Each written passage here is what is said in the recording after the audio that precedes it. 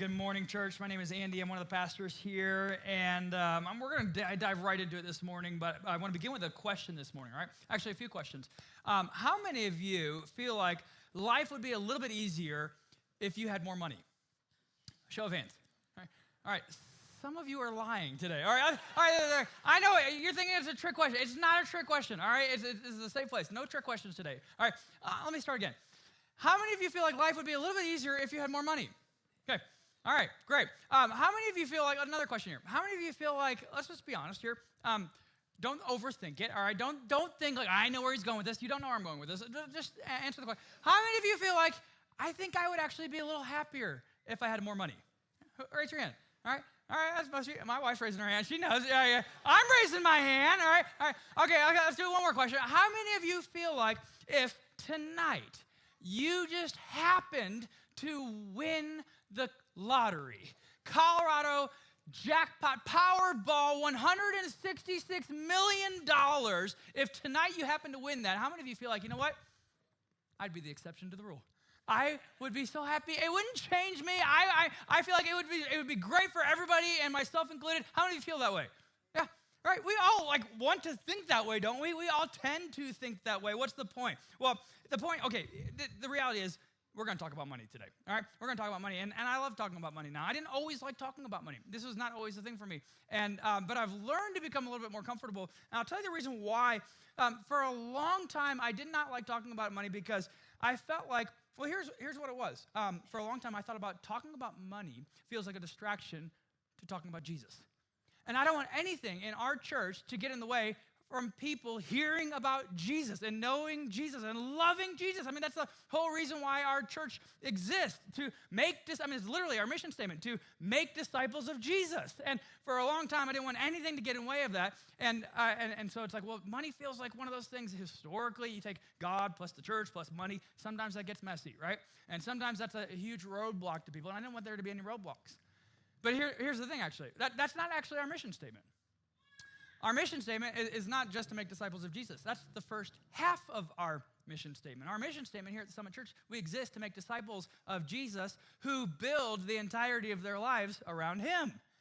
And here's what I began to realize is like that second part, the latter half of that mission statement, to build the entirety of our lives around Jesus, what that means is that we need to be, if we're going to be followers of Jesus, we need to look at every single area of our lives and say, what does it look like for me to follow Jesus in this area of my life? And you know what I've discovered over the last few years? Not talking about money.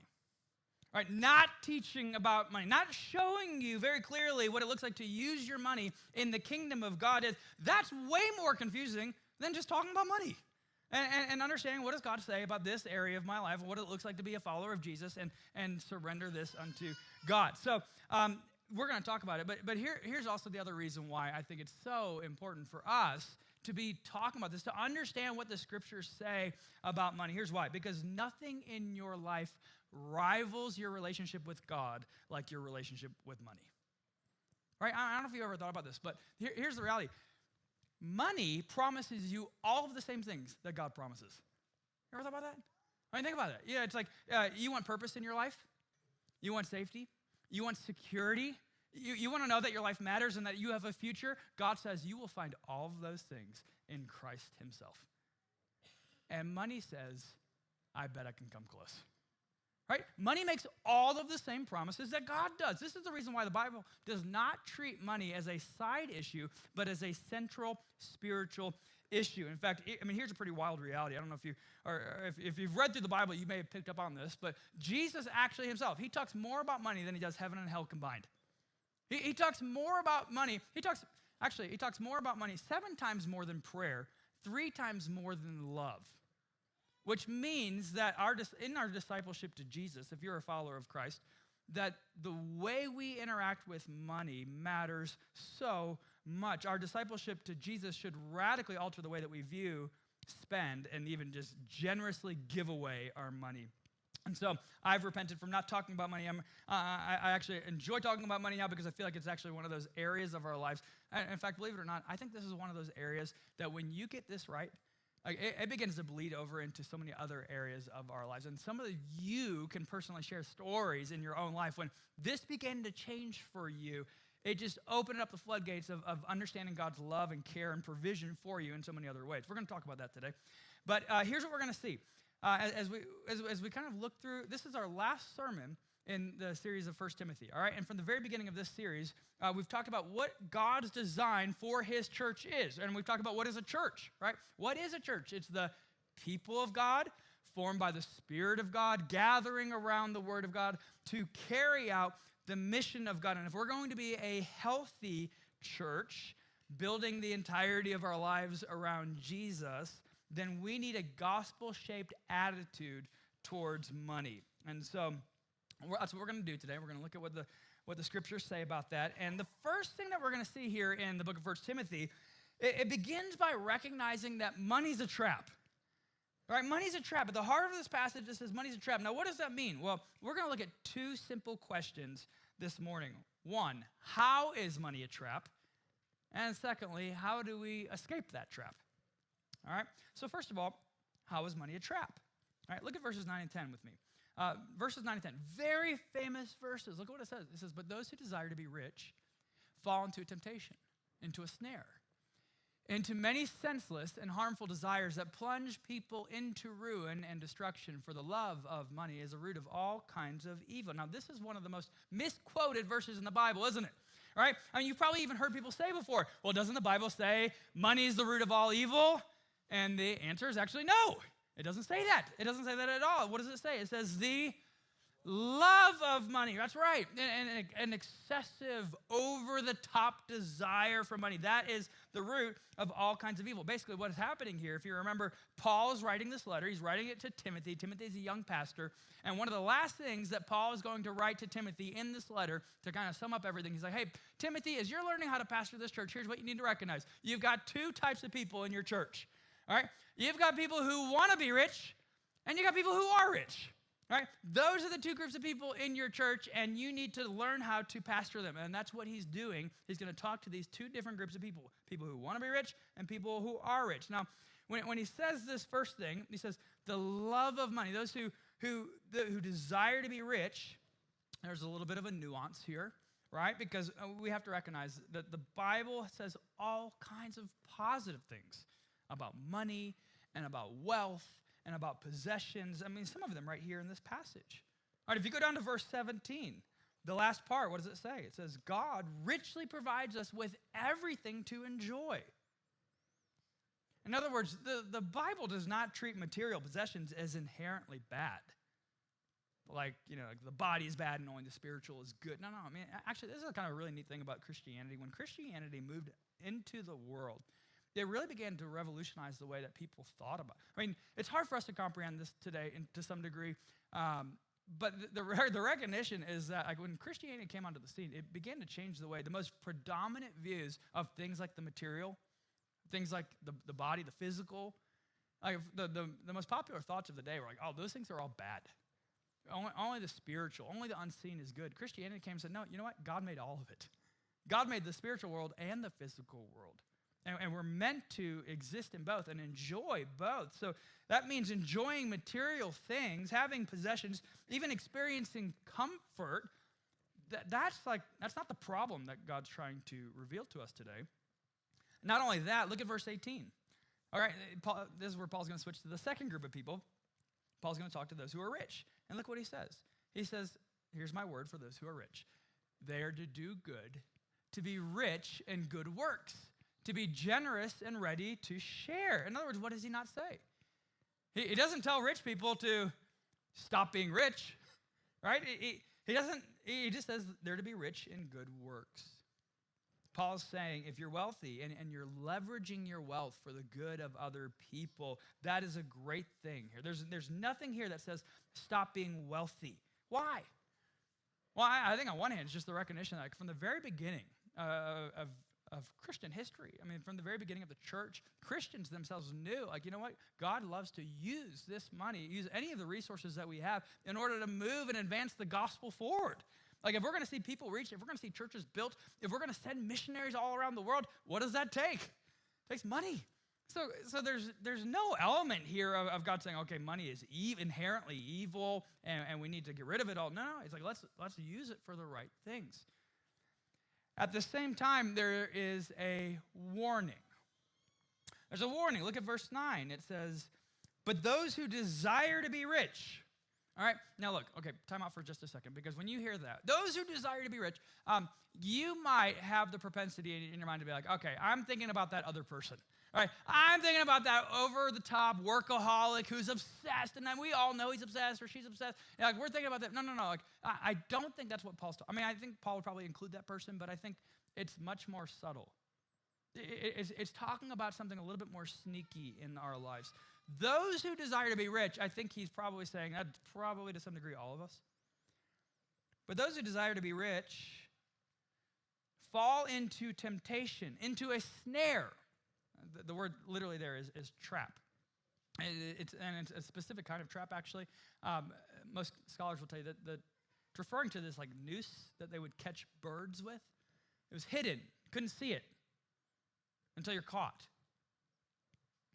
In other words, he's saying the love of money is like a hidden trap that you're incapable of seeing. And what happens? Verse 9, they fall into the trap, into many senseless and harmful desires that plunge people into ruin and destruction. That word plunge, that's the language of drowning, right? And how does drowning often happen? Right? It usually doesn't happen right away, does it? It starts where it's like, all right, you're fine, you're okay. Okay, you're getting a little too deep. Okay, I think you're a little over the top. Okay, you're not in a good place right now, and all of a sudden, you're out of control, and then you're drowning. That's kind of the picture that he's giving us here. And then he says, into many senseless and harmful desires. That word senseless, it's tapping into a very important Hebrew idea. It's another word for foolish. And a fool, according to the Bible, is somebody who is wise in his own eyes. Now, if you were here with us when we went through the whole Judges series, you know how familiar we are with that. It's somebody who does right in his own eyes. It's a fool is basically somebody who's in denial, right? It's somebody who can't see what other people can very easily see. It reminds me of a friend of mine. I had a friend years ago who very successful, very very talented, and yeah, at the same time he was always very overwhelmed with work. And we would talk about it. He's like, yeah, it's just a season.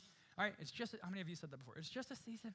All right, but until I get to this next, as soon as I get this promotion, like it's going to be 6 months, I get the promotion, everything's going to be different. All right, everything's going to change, and I'll be so free. It'll be great. And so 6 months later, he got the promotion, and what happened? The same thing, right? In fact, I've known this friend for years, and it was about 5 years of this, of just like continuing. I watched him get many, many promotions over the course of those 5 years, and yet every time we got together to meet, it would be the same story. It's like, yeah, it's just one of those seasons. I'm in the season, but until I get to this next point, then everything's going to change. And finally, I felt like I had the courage to say to him, have you noticed over the last 5 years, you've just said the same thing over and over and over? It's like nothing has changed. What was that? He was blind. He could not see it. Right? He literally could not see what everybody else was capable of seeing it. Why? The point here is money has this kind of force. Right?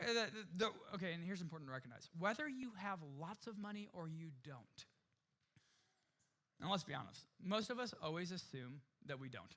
Right? Most of us, if I'm saying like, don't raise your hands, okay? But if I say raise your hand if you got a lot of money, and then raise your hand if you don't have a lot of money, most of us put ourselves in the category. We self-select into that category of we don't have a lot of money. Other people have a lot of money. I don't have a lot of money. Either way, the desire for more, which is really at the heart of the issue today, right? The desire is more. That's usually what we're talking about when we say, what does it mean to think about money? The desire is for more than I have right now. Right? I don't have a lot, but if I had that, then I would have, okay, you guys get the point. Either way, that desire for more distorts your understanding of reality in such a serious, soul-destroying way. How? How does that happen? Well, there are two major things that I think money can do to us, and they're found both right here in this text. The first one, let me just read it to you. You'll see this. Verse 17, look at it. Verse 17 says, as for the rich, in this present age, all right, so he's talking to people who have money. As for the rich in this present age, charge them not to be haughty. What's haughty? All right.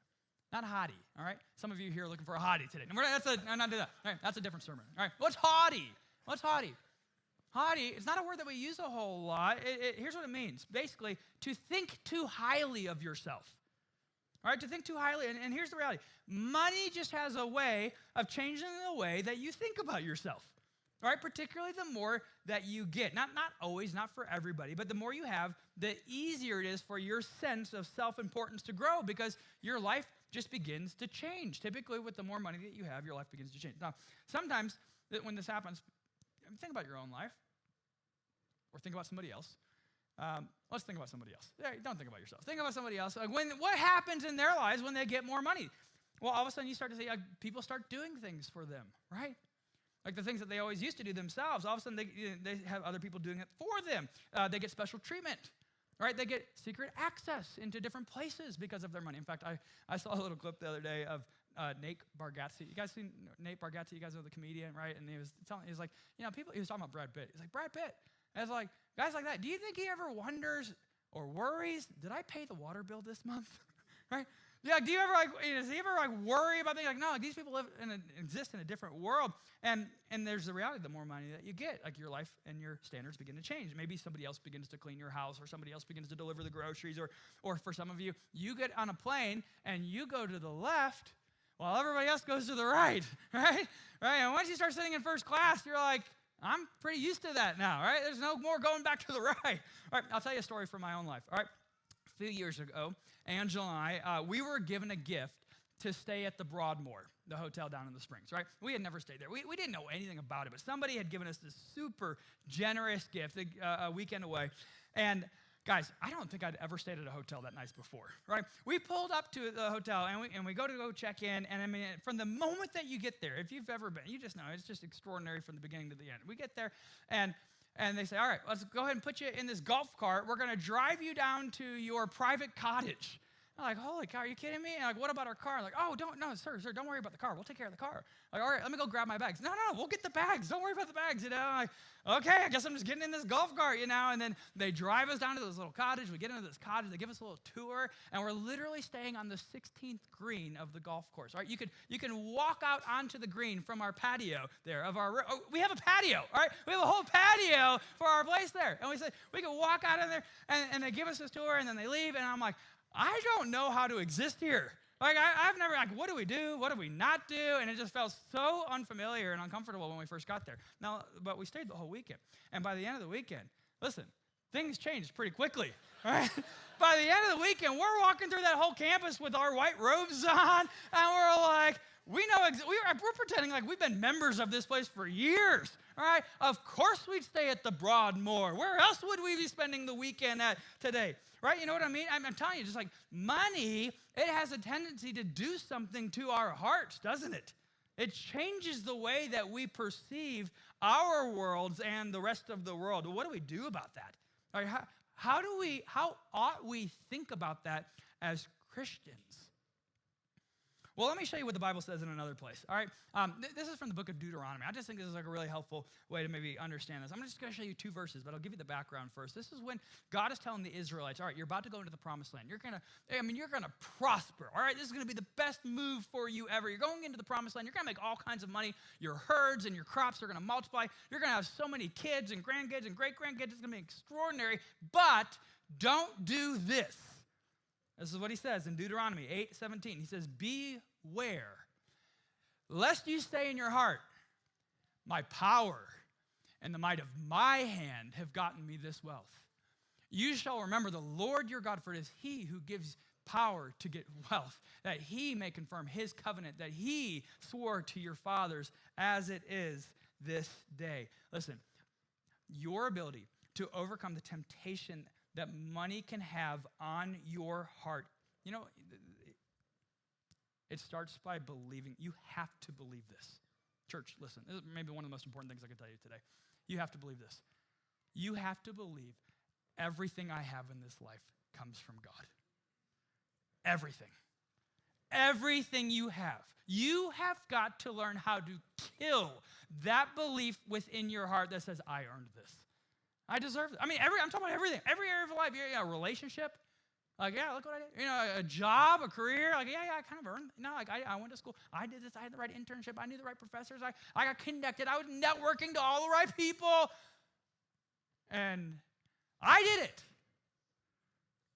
God's saying you didn't do any of it. You've got to learn that, right? You've got to learn everything I have was given to me by God. Otherwise, you know what happens? I'll tell you what happens. Here's what happens. Okay, we talk about this all the time here. The gospel says you're justified by grace, right? The gospel says you're justified by the grace of Jesus. That's how you become a Christian. That's how you understand your life with God. It's not because, you were a great person and you did all the right things, that you just happened to be born into this reality. No. It's none of those things. It's that Jesus saw you. Jesus came to you. Jesus picked you. He chose you.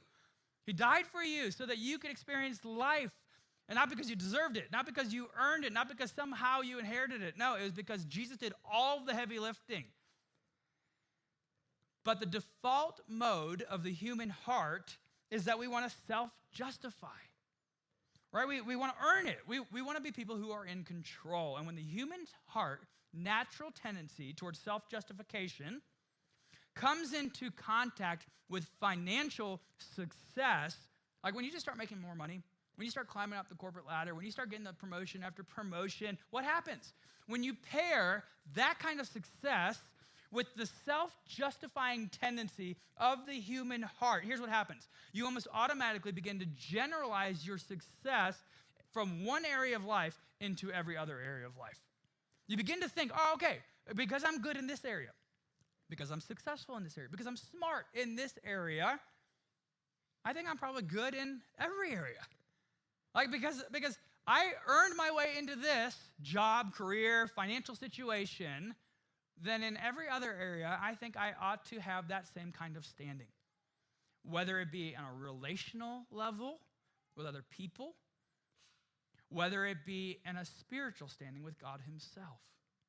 If I'm okay over here, I'm kind of okay everywhere. You start to turn that area of success in one area of life into a general statement about your whole life, your own standing. And before you even begin to realize that your success begins to actually define who you are. Right? That's kind of the first part of the money trap, right? Money just has a way of changing the way that you think about yourself, the way that you see yourself, your very identity at the very core. But here's the second part. Money has the power to blind you to how much money you actually have. All right? Money has the power to blind you to how much money you actually have. See, it says here, people who want to get rich fall into a trap. The trap, verse 9, is senseless and harmful desires. Now, that word desires, it's a word that means drives, like excessive drives. And really, it kind of has the connotation of addiction. Right? Addictive desires or addictive drives have a tolerance effect, don't they? What's a tolerance effect? We know what a tolerance is, especially if you're in the medical field. You know exactly what this is. If you're addicted to drugs, you might find a certain drug that gives you a high for a certain time. Right? But in order to sustain that, you have to keep, escalating that drug or taking more of it to have the same sensation or feeling for an extended amount of time. And if you're going to keep having more and more and more of the substance in your body in order to keep that, that's the only way you will have the effect of it. It's the same thing with money. Right? Money can be a trap, and that trap is foolish and harmful desires. Here's how it works. When you start making a little bit more money, right, you start to come up a little bit, right? You start to be able to buy things that you couldn't previously buy. You start to be able to do things that you couldn't previously do. Those are things that we call luxuries. Why? Why do we call them luxuries? Because you previously were able to live perfectly without them. Right? All of us can think about something in our lives right now. It's like, previously I wasn't able to do this. I looked at that thing in my life. That was a luxury because I couldn't really do it. I couldn't really afford it. But you, at one point in your life, existed just perfectly without it. Right? It was very normal. It was a part of your life. And those other things that were luxuries weren't a part of your life. But now that you have experienced those luxuries, you can't imagine your life without them. Right? All right? I'll give you an example. we never used to buy orange juice in my home, right? Orange juice is expensive, right? And then some of you know, and then all of a sudden, like, I guess we just got to the place, I don't handle the groceries in my family, but I guess we got to the place where we can afford orange juice now, and what was once a luxury is now just a common commodity in our house, right? There was a day when I'd open the fridge, and if we had orange juice, it was like, holy cow, like something good happening today, right? And now it's like, okay, great, orange juice, wonderful. That's the tolerance effect, right? And this, guys, listen, this happens incredibly quickly. Luxuries become necessities, right? Things that you could have done without, things that you have done without, you cannot now do without, and you need them more and more and more just to feel normal. I'll give you another example from my life. This one, you might judge me for this. That's okay, but actually, some of you are going to be like, that's not a big deal at all, and others of you are going to judge me. That's fine, all right? A few years ago for Christmas, I got Angela a gift, and I just have to recognize, I can maybe frame this a little bit. At the time, this was like a huge gift, all right? We had 3 little kids. They're in the process of growing up, the younger years, it was and everything that goes along with that. And so I decided to get this gift for Angela. Basically, I bought her an annual subscription to have our house deep cleaned once a month. Okay? All right. Some of you are like, that's the most boring gift I've ever heard. I literally made my wife cry when I gave it to her, all right? So guys, especially if you're married and you can afford it, like, this is one of those gifts that might put your wife over the moon, all right? It's a great gift, all right? So we got this gift, and it was amazing. She was so happy about it. And once a month, we'd have somebody come to the house, and they would do a deep clean. And then we got to the end of that year, and I said, well, I guess the year is over. And she said, over my dead body. Like, not a chance. All right, we are continuing this, whatever you have to do, we're going to keep going, right? What is that? That is the tolerance effect. Luxuries that we went without for years and years and years and years suddenly become necessities that we can't even imagine going without now, right? But here's the problem. All right, here's the real problem. And inevitably, even as you come up in the world, as you begin making more money, what happens? We know it literally does not matter how much more that you make. There will always be other people who are better off, right? I mean, people like within your sphere, like people that you know, you'll look at them, and I'm not just talking about the billionaire. I'm talking about the people that you're like just like a step and a half ahead of you. That you look at those people, and no matter how much money you've got, you'll say, well, I don't have that much money. Right? I'm not able to do those things. I'm not able to live like that right now. That's the trap. Right? Money has the power to blind you to how much money you actually have. In fact, here's a question. What's your definition of rich? Ever thought about that before? Like, when you think about it in your mind, like in your mind, when does a person cross over from being not rich to rich? You heard thought? All right, here's the thing. It's all the same. Like for every single one of us, it's basically the same definition. And I make it very, very simple. I'll tell you how. Take whatever amount of money that you currently make and double it.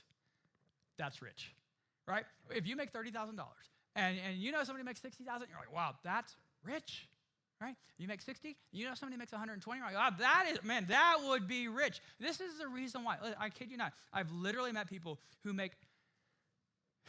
have 7-figure salaries, right? That might be some of you, but 7-figure salaries, and they're like, oh, no, I'm not rich. I'm not that rich. Why? Why is that? Why can somebody say that?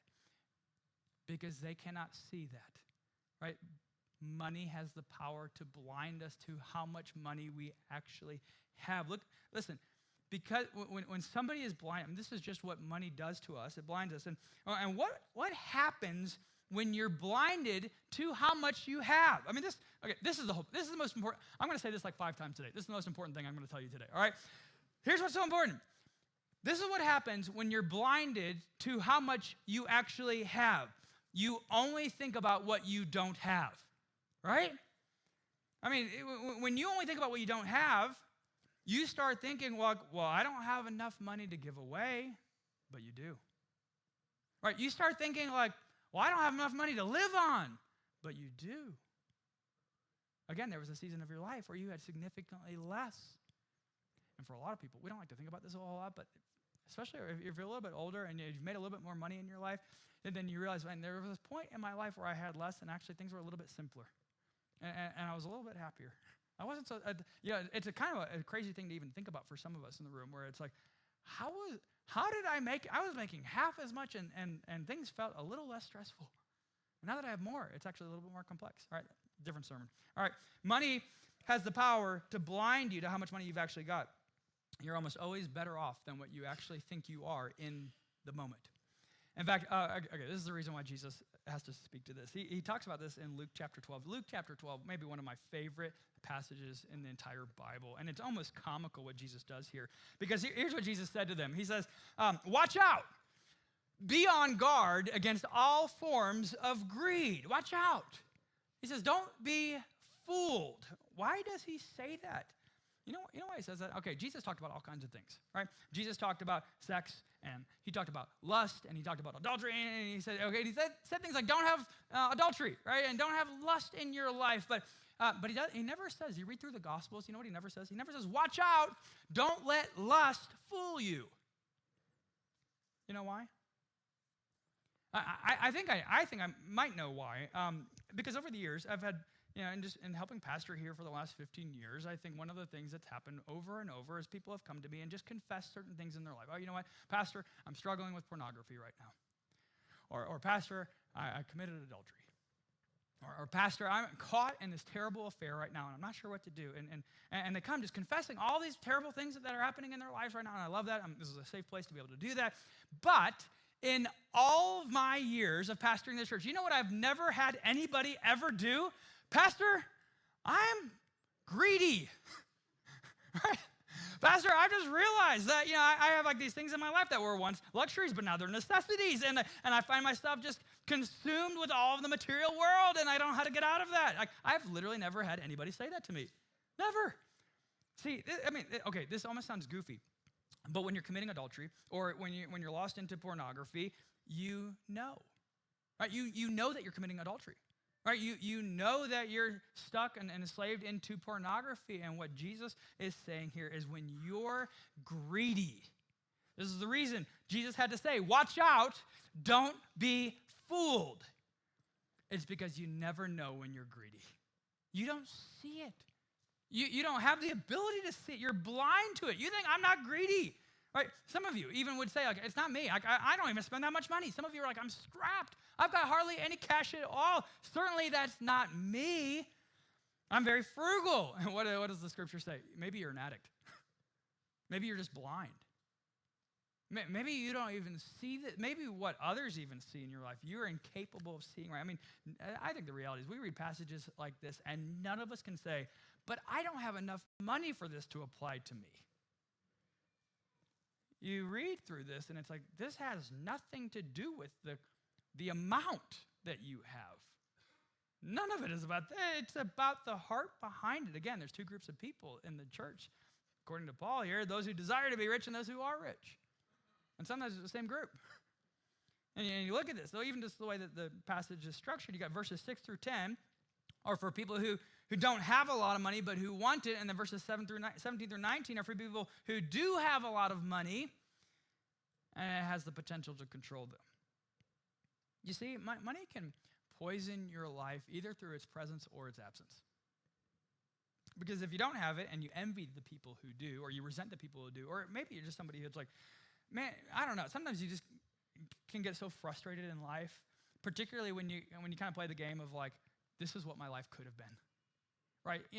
All the people I saw, that I grew up with at school, they all went off and lived these different lives. I could have had that life if I wouldn't have made that decision or that decision. If I wouldn't have married this person, if I hadn't moved here, whatever it might be for you.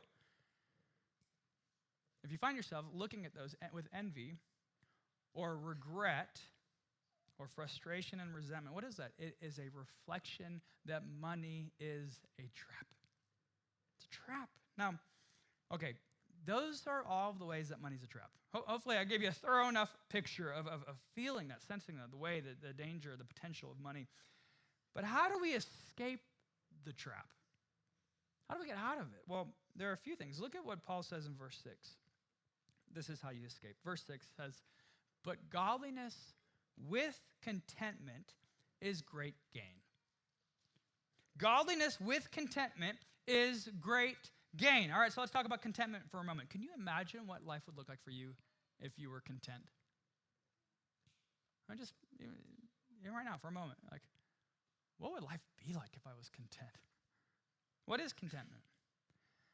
Well, contentment, I think, is the best way to describe it, is a posture of the heart that says, I can't change my past, and I cannot control the future, but I can choose in this moment to trust God through every single circumstance of life, the good, bad, and ugly. All right? Contentment is a posture of the heart. I'll say it again. It recognizes that you can't change the past. Some of you have deep regrets about your past. Some of you have deep remorse over your past. Right? You know, in the gospel, here's the beautiful news, what Jesus tells us. You know what? We can't change the past. God can redeem the past. He loves to do that.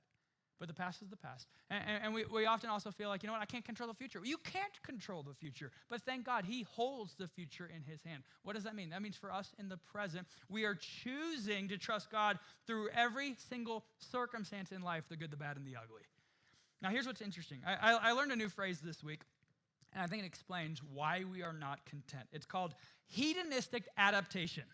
All right, it's a long phrase, I know, but you guys are smart. Hedonistic adaptation. Basically, we adapt to new pleasures. I mean, it's very similar to the tolerance effect, but here's what happens. Let's say, for example, you get a new car. All right, you're done with your old car, you get a new car, and when you get into this new car, it's like, this is amazing. Like, I never had leather, now I've got leather. This is incredible. I didn't have the heated seats, now I've got the heated seats. This is extraordinary. I mean, you're just so happy, aren't you? It's just like, this is the very, very best. Like, I'm just going to go drive for the heck of it. Gas was $4 a gallon. I don't even care right now. All right. But then what happens, like 2 weeks later, you get into your friend's car, and your friend's car not only has the heated seats, it's got the cooled seats also. And it doesn't just have the heated seats, it's got the heated steering wheel. And you're like, a heated steering wheel? I didn't know that was a choice. I didn't know I could get the heating steering wheel. And all of a sudden, we're not happy, are we? We start immediately thinking about what? What we don't have. And we're no longer grateful for what we do have. This is the very reason why Paul says godliness with contentment is great gain. Now, what's that word? That word gain. That word gain actually just means wealth. It means basically mega wealth.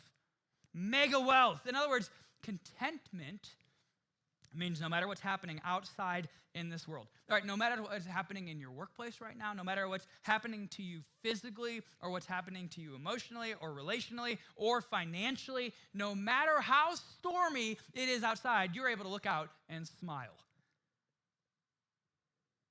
Because your inner peace is not based on your circumstances.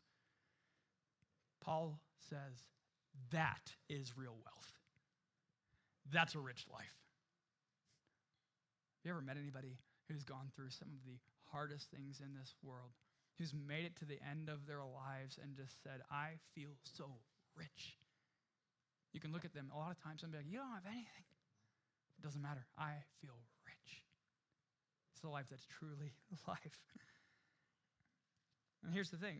I think for many of us, we think wealth is the ultimate way to feel that. Most importantly, we often think wealth is the primary way to feel safe and secure in this life. That's one of the reasons we often want more money. Not the only reason, but it's one of the probably the most predominant reasons today that we want more money is because money makes us feel safe. And the more money that I have, the safer that I will feel, right? You know, I can lose my job.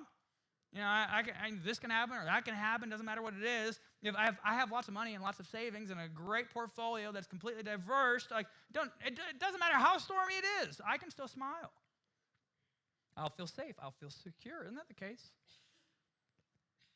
Now, ironically, this is one of the reasons why I think we're afraid to give away money and be generous in the way that the scriptures tell us as followers of Jesus to be generous with our money.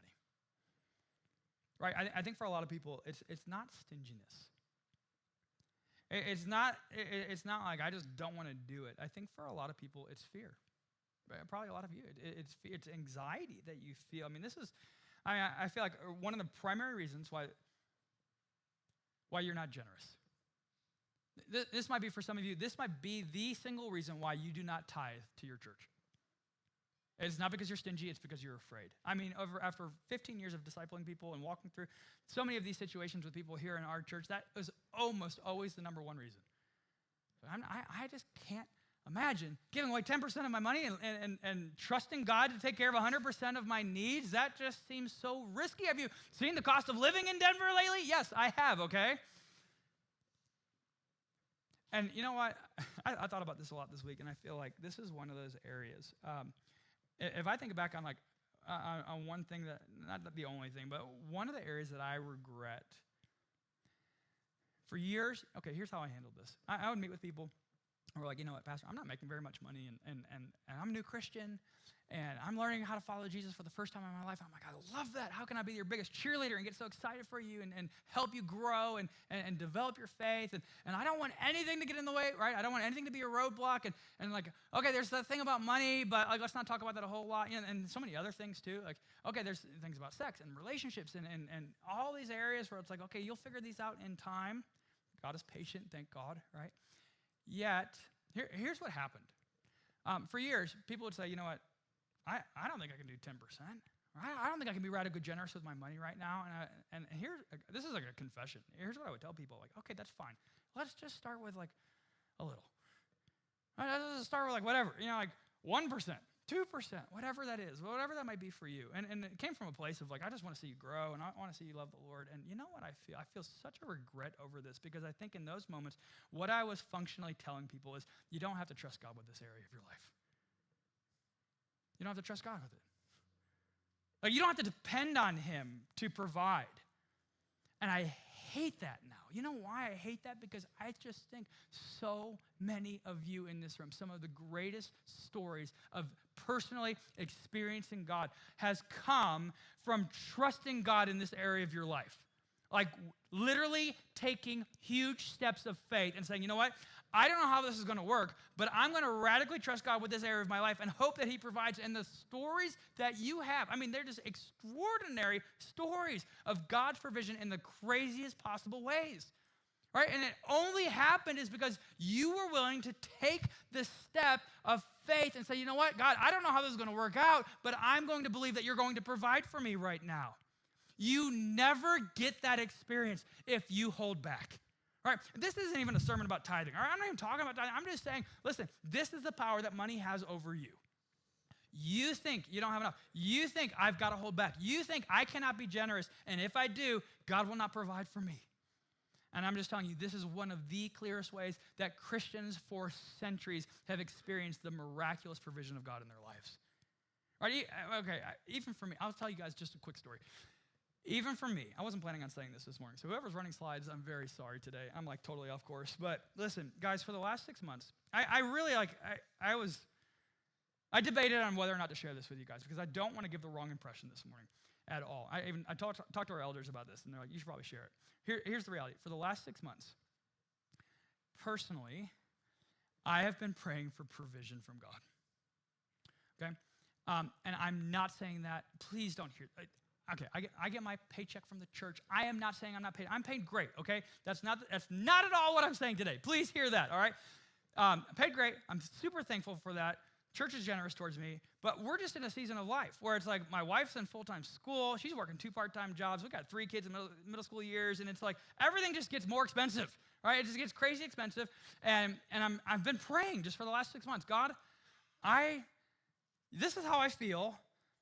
I'm just praying for provision right now. Like, you know what I need, and you know how I feel about all of it, and I'm just asking, would you somehow provide? I'm not asking for a raise. I'm not asking for a promotion. I don't know where you get a promotion from here, but I'm not asking for that. It's like none of that. None of that, literally. And I was being explicit about that, but God, somehow, can you help me feel differently about this? And I've just been bringing that before the Lord, like almost every day. Lord, provision, Lord, provision. And you know what? My wife and I, we just had a conversation about this like last week. And here's the thing. I mean, it was just extraordinary. The number of things that I can point to over the last like 3 weeks and the way that the Lord has brought provision into our lives.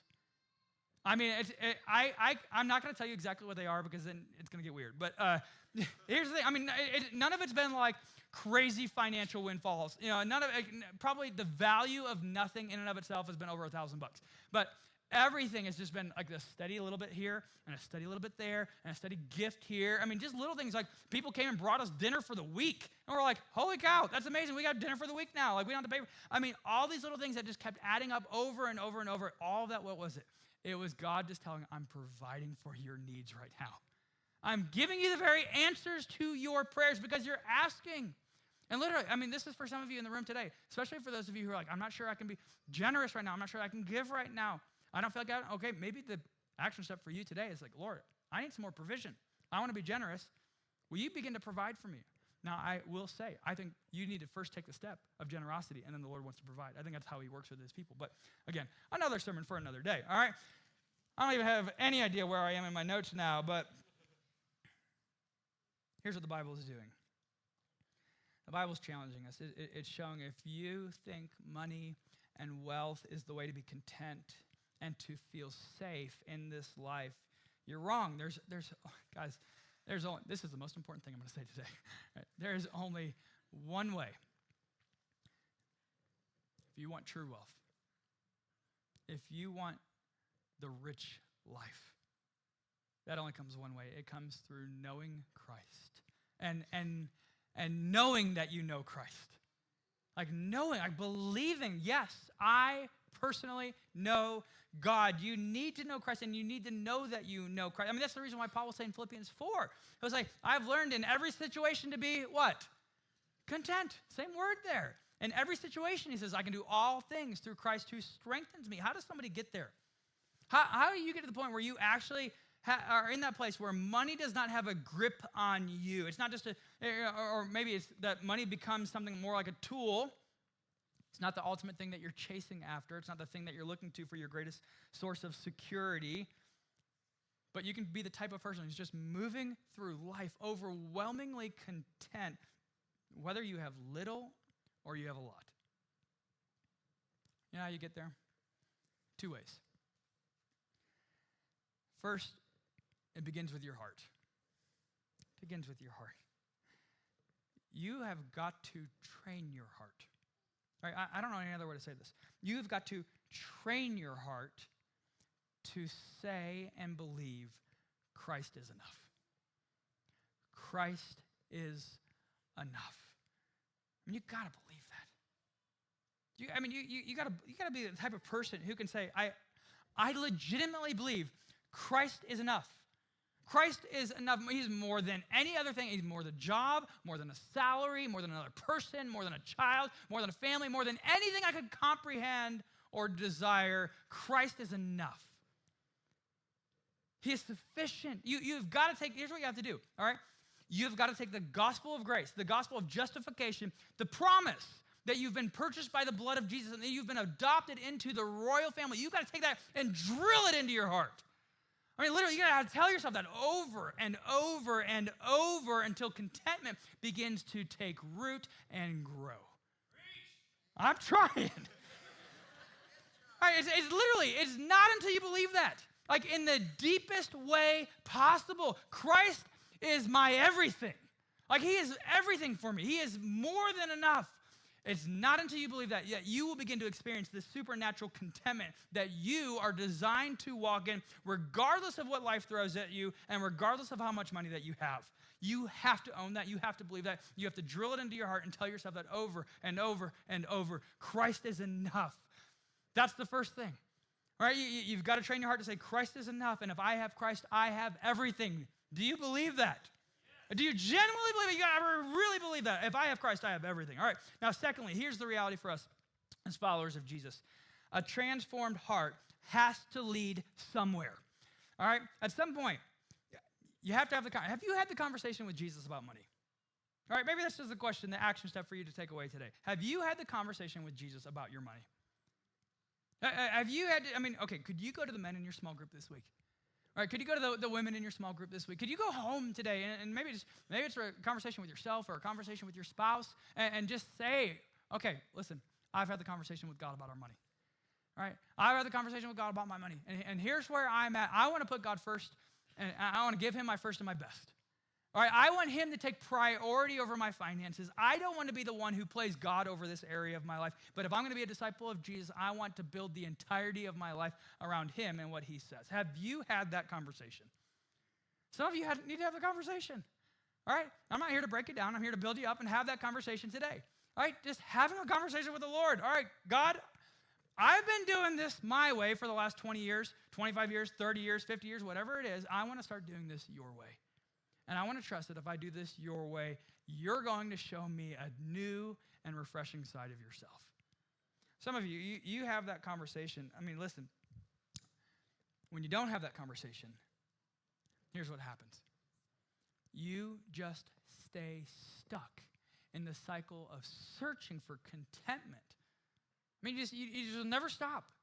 You're going to keep looking for contentment because you haven't learned the secret joy of generosity.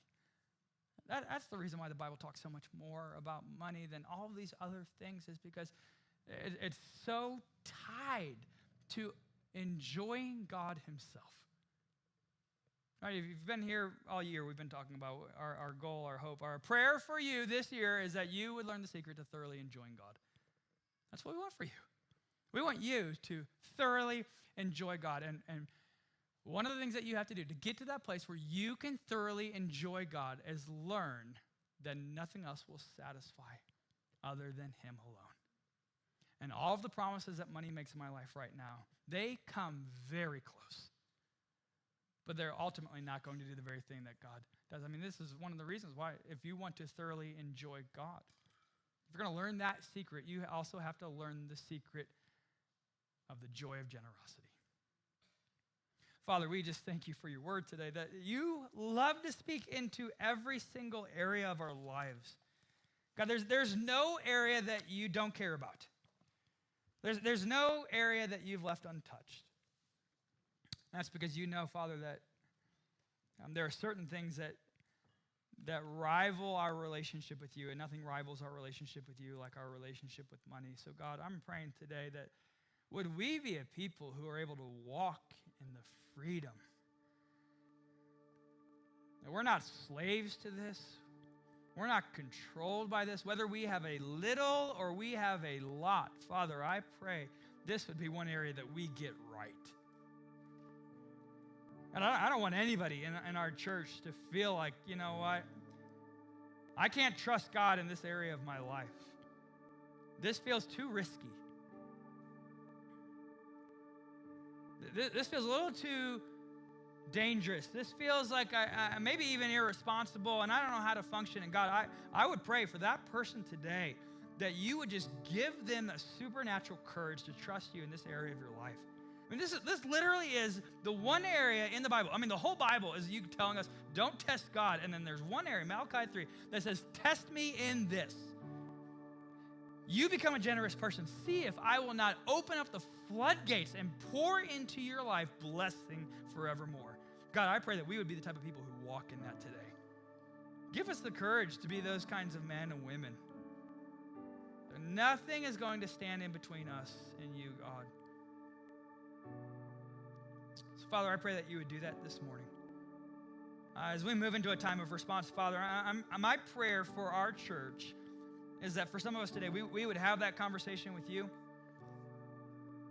that our heart for you, God, would just continue to grow a great, deep love, believing that you are, in fact, our good Father, and you take care of everything we need. That's what you tell us in Luke 12. You don't have to be anxious about anything. I know exactly what you need before you even ask. Father, I pray that we would believe that today. I pray that you would move us towards that place of obedience so that we can experience your love, your kindness, your grace, your favor, and your provision, maybe more than anything else, even this very week. That's our prayer.